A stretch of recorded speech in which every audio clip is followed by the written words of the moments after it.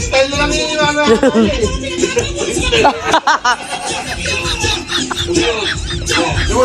Oh, jump.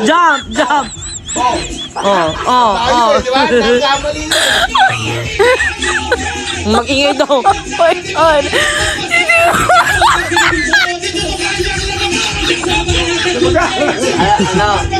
Halatang hindi pa sila biyasa sa kanyang style kasi gano'n pa sila tumalon.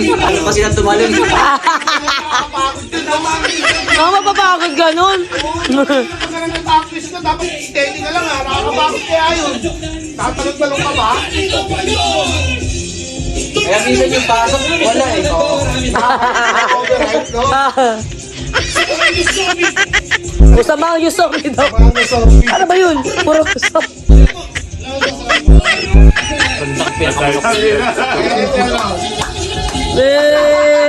Ay, meron pa pala. No.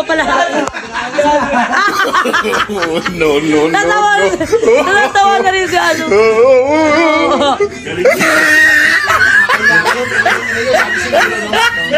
Welcome dito sa aming entablado. Mga kaibigan, yung pinakamabilis, tatlong pinakamabilis. Pinakamabilis. Naiya na siya yung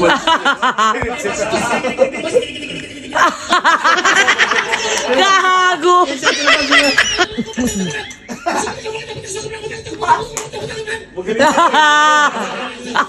Mas madaling kayo eh.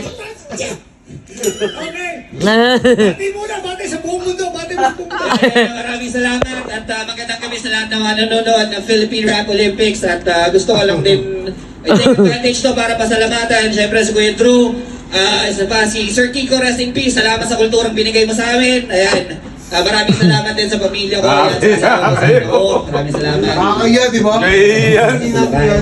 Gusto mo naman usaw eh, no? Tapos, Hindi mo tutuwa kasi yung Randes.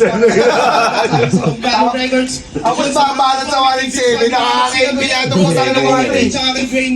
Maraming salamat ng Galo Records hanggang mamahal. Lalo na yung Giga Ibarra, basag na basag yun eh.